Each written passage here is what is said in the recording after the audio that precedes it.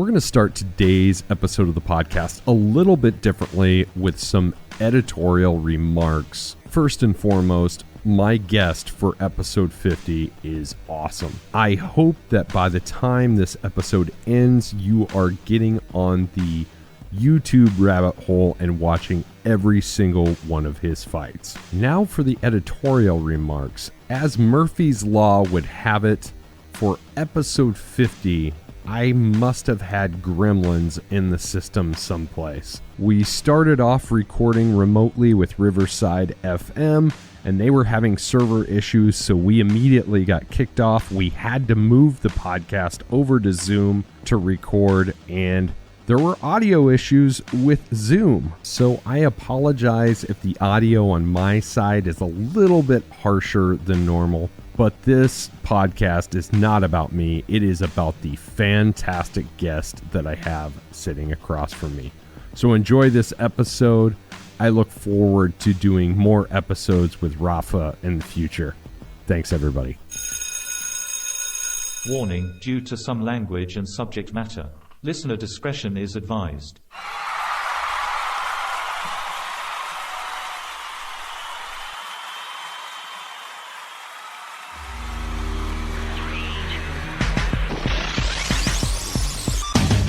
The process of belief is an amazingly powerful thing. Like that moment where your family believes enough in you that they pack up everything and move across the country. Or a UFC legend by the name of Cub Swanson starts to manage your career. Or that moment when a top title contender by the name of Justin Gaethje becomes one of your biggest allies and training partners.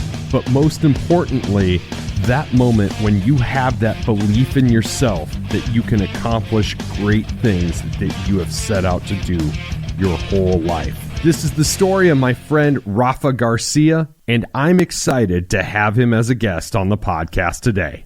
Ladies and gentlemen, this is Caught on the Mic.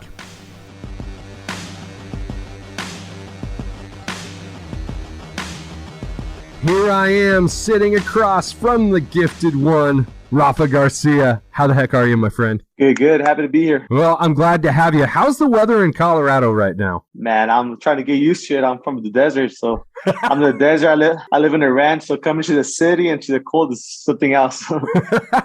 Over there, I had no neighbors. Right here, I have neighbors, so that's a big difference too. Without any further ado, why don't you introduce yourself, talk a little bit about your fighting career, and how you got to where you're at. Well, my name is Rafael Garcia. I'm from Mexicali, Baja California, Mexico. I live in a border town.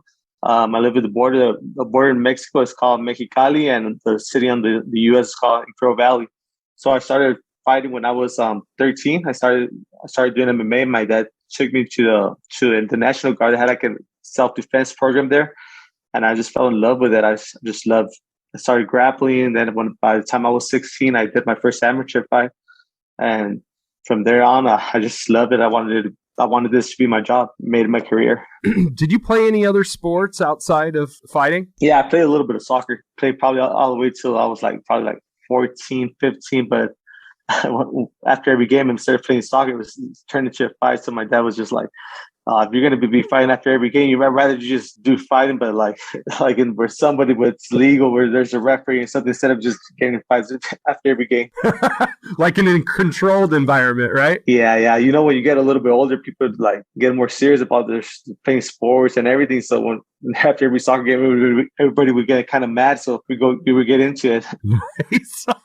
What was your pathway to becoming a pro? Well, I wrestled a year in high school. That helped a little bit, and then I went to college for a year and wrestled in college for a year.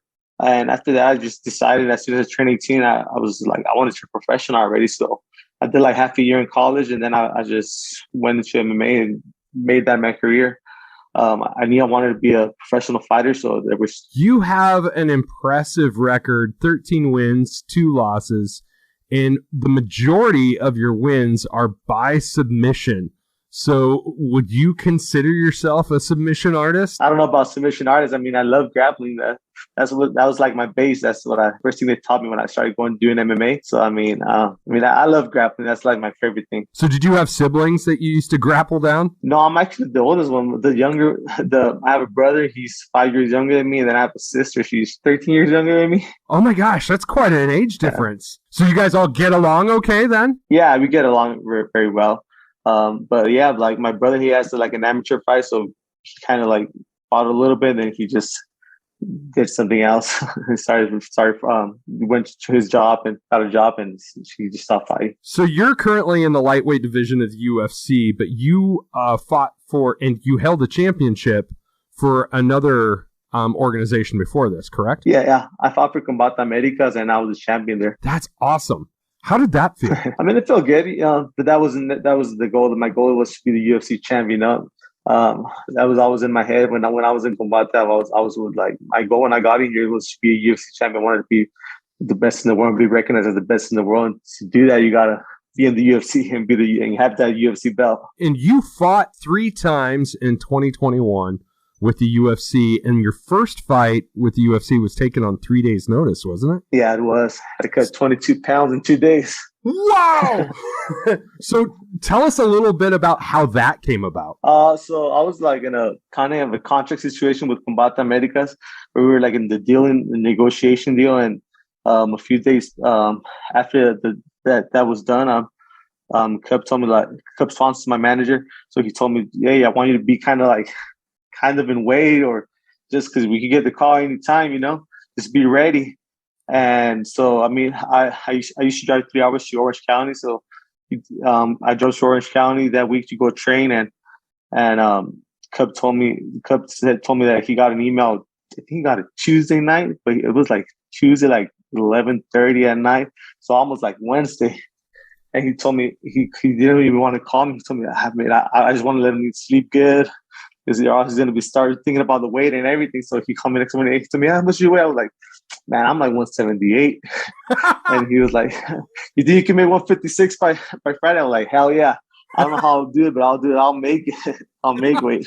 I mean, that I wasn't going to let go of that opportunity. I've been working for it so hard. I mean, 13 years. I started from 13. I debuted when I was 26. I wasn't going to let that go. Right. So what did you do? Did you move into a sauna for 3 days or what? Practically, I was walking with the sauna, running with the sauna, doing everything with the sauna suit on. I mean, it was a little painful, I'm not gonna lie. I mean, kind of suffered a little bit, but I mean, I got it done. I mean, that was my ticket into the UFC. Like, one thing that I remember Cup told me, he was like, "Man, you got to make weight, because if you don't make weight, like the fight could get canceled, and you won't have a contract." So I was just like, more pressure to me to make weight. So that fight in particular is kind of what led to your contract then? Yeah. That's awesome. So how many, if you don't mind me asking, how many fights do you have on your contract? 4. So this is my last one.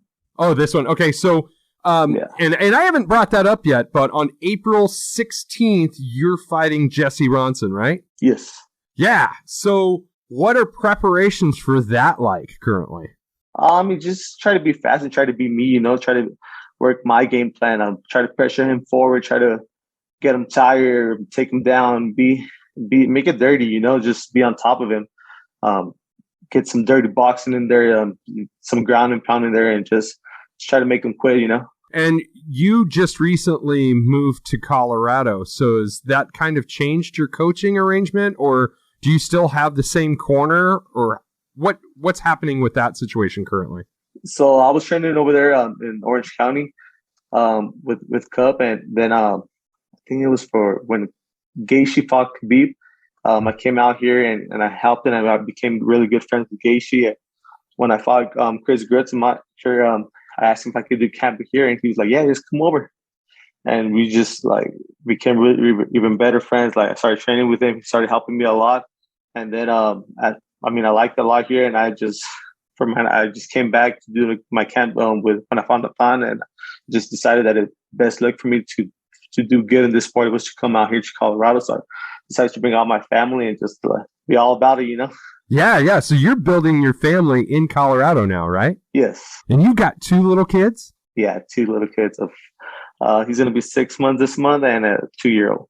Oh, congratulations, man. Congratulations. That's awesome. How has that changed things for you as far as how you view your fighting career? I mean, I just gotta feel like it motivates me a little bit more, Well, not a little bit, a lot more, because I mean, this is my job. I mean, this is what I do for a living, so I gotta even train even harder because I mean, they're sacrificing too because they're coming out here with me, and they're coming out here because they believe in me. They're my kids and my family, so I gotta put everything, and not leave no doubts to go out there and do it for them. Yeah, absolutely, and that's really inspiring. And you and I were talking actually when we first attempted to record this 10 minutes before we started this one, and kind of through Instagram. I was really inspired by your last post-fight press conference because that win had to feel great, didn't it? Yeah, it did. I mean, sometimes you work so hard, and like my first 2 UFC fights, I didn't get the results I wanted to, and I mean, that was the best feeling ever. I can't even explain it.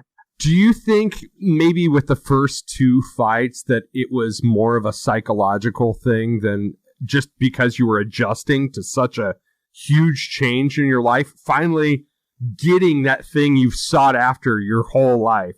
I feel like it was more about me trying to make an impression. I feel like right. You see my first 2 fights. In the first round, I went in there and I was like taking their head off almost so close, even to finish them.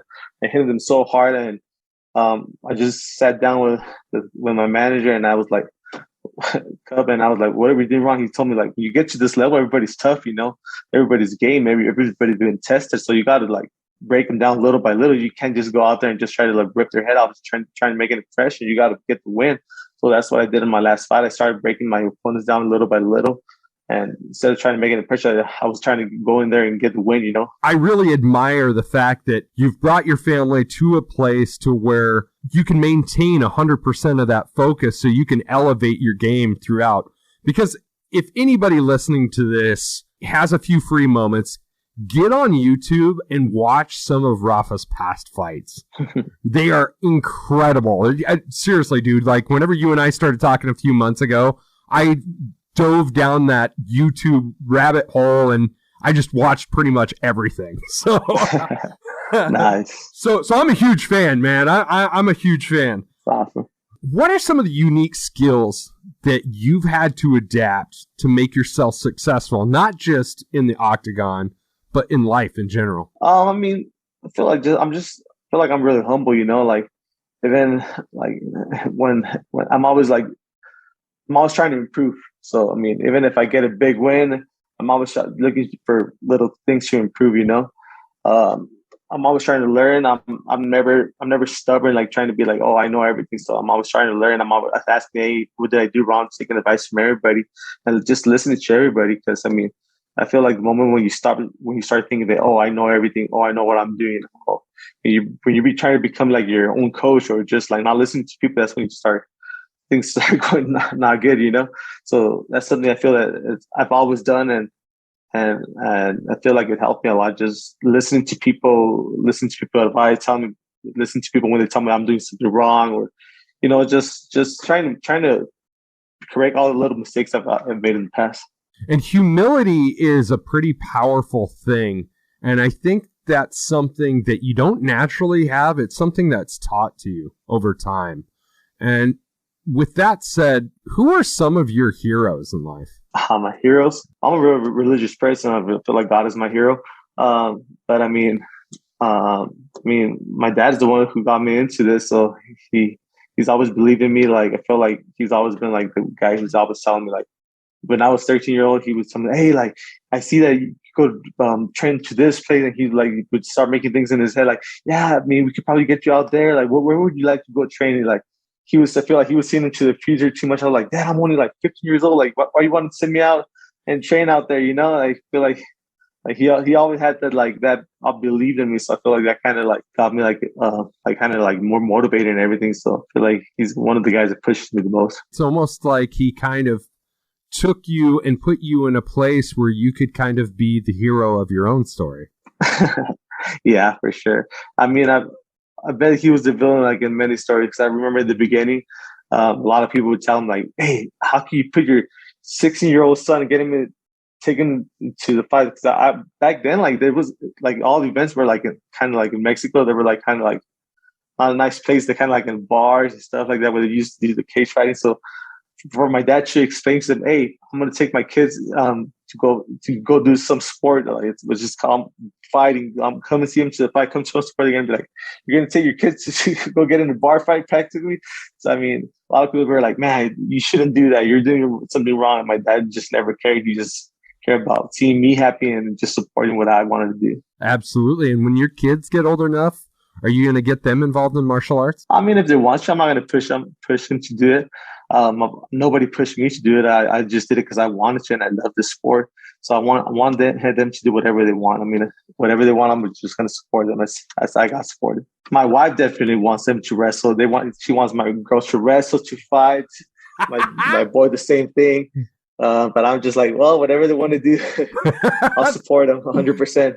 That's awesome. If they're gonna do it. They're gonna do it right. Yeah, for sure, absolutely.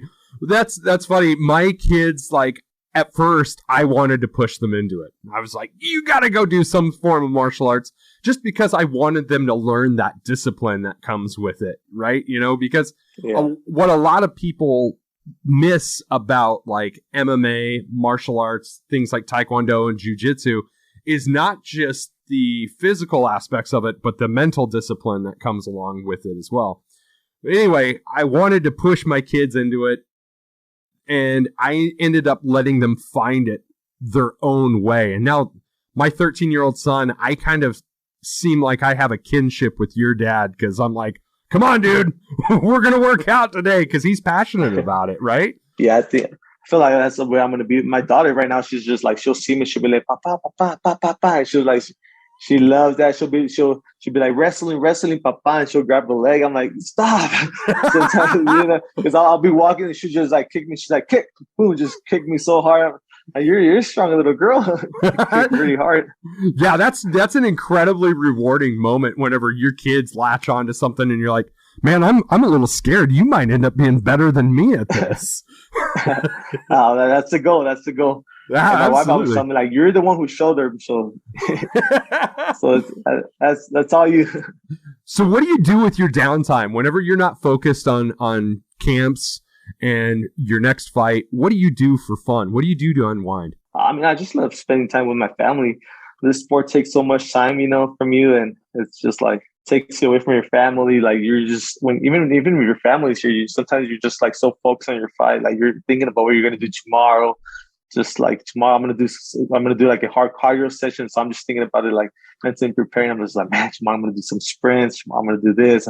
So you know, just when I don't have a fight, I try to like dedicate as much time as I can to spend it with them, because I mean they feel it, you know. So since you've been living in Colorado, how long ago did you move there? I've been here just like for a month and a half. Oh, wow. No, not even a month. Just a month. It was recent. Man, so you haven't even got to experience nice weather Colorado as a tourist yet, have you?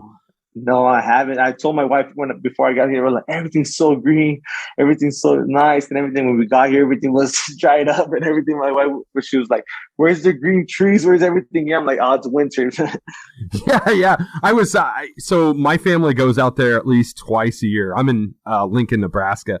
Man, I got to come out there sometime soon and like do like a roundtable type podcast with you guys, and maybe do a hike someplace or something just off the charts, because I love it. I love going out there, man. That's like, Colorado's one of my favorite places on earth. Yeah, in the summer or the spring, it's so beautiful. That's what I was telling my wife. And we got here in the winter, so it's a little bit different. It's snowing right. And everything is just like, damn. I'm a desert boy.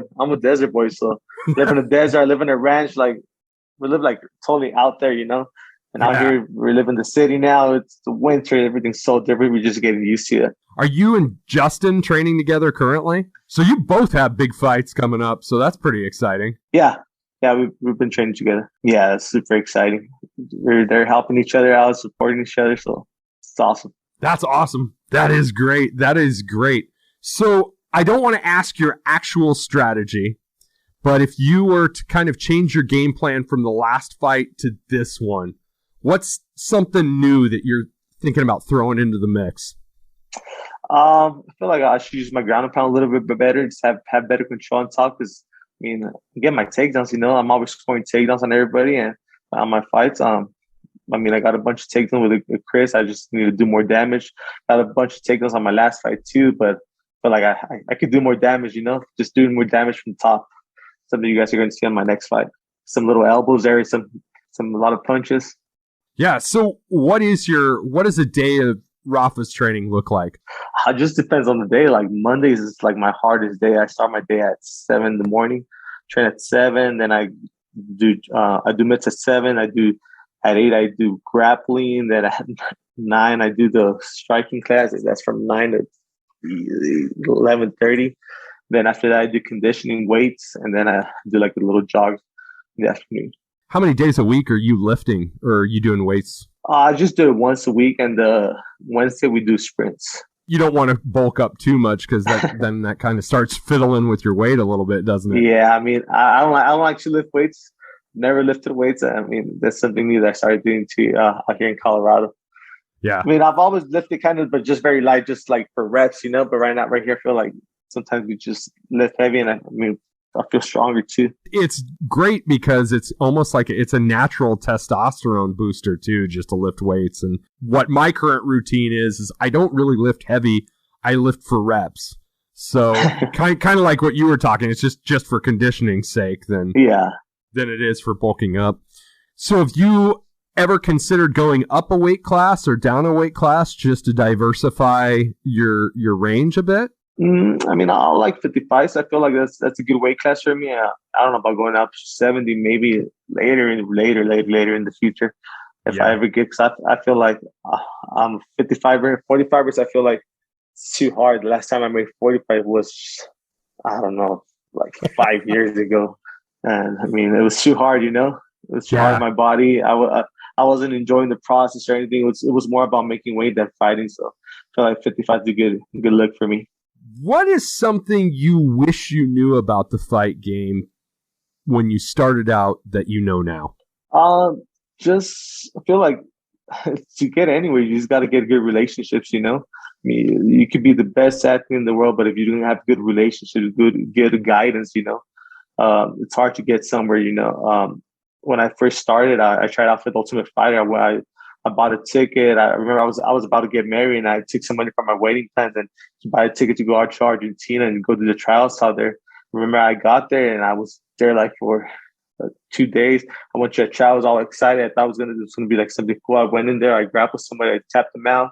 I did a little bit of mitts with somebody I couldn't even understand because the guys were talking to me in Portuguese. And then they told me, okay, you're done. You can go home. I was like, that's it. Like, you guys didn't even get to interview me or anything. I submitted my guy. Like, that's the only test you got. And I saw some people that got into that season of Ultimate Fighter that didn't even go to the trials or stuff like that because they were getting the right guidance, And so after I met Cub and he became my manager, he started guiding me the right way and telling me what fight to take, what to do, talking to people about me, just guiding me and just showing me the way. So I feel like that helped a lot too. So without saying it's the lightweight champ, who's a dream opponent for you in the UFC? Dream opponent. I don't know. I mean, I would have loved to fight. It's called Paul Felder. Yeah, the announcer. That's one of the fights I would have loved to have. But then he went and he retired. I know. I mean, he retired, but that's one of the fights. I like how he fights. So I do that's too. One of the fights, and I feel like it's a good thing because if I would fight him, like every time he sees me or comments here, he would know who I am. So he feel like he would talk good about me. It's a win-win. Yeah, absolutely. So somebody that's currently active then?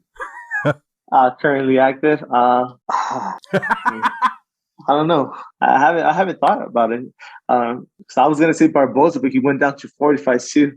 Yeah. But that's a fight I would love. But I like Rafael Fiziev. I like how he fights. I feel like that's someone I would like to fight. For sure. Just one fight at a time, one day at a time, right? Yeah, that's how you got to take it. Yeah, for sure.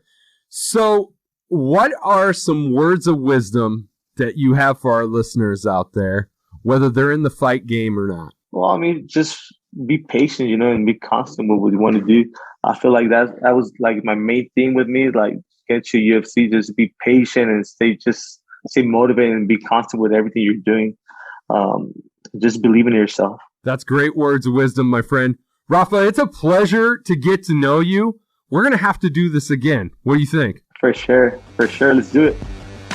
I once again want to thank Rafa for doing the show today, audio, technical issues, and all. He's a great fighter who has got great things ahead of him. Fantastic, short but sweet conversation, and I look forward to talking to him more in the future. Make sure you give him a follow on Instagram and pay attention. April 16th, he is fighting Jesse Ronson. Should be a good one. And while you're checking him out, make sure you give me a follow on all forms of social media, TikTok, Instagram, Facebook, Twitter, or wherever you can find me. You can also hit me up at www.caughtonthemic.com. As always, I appreciate a 5-star review on the Apple Podcast app.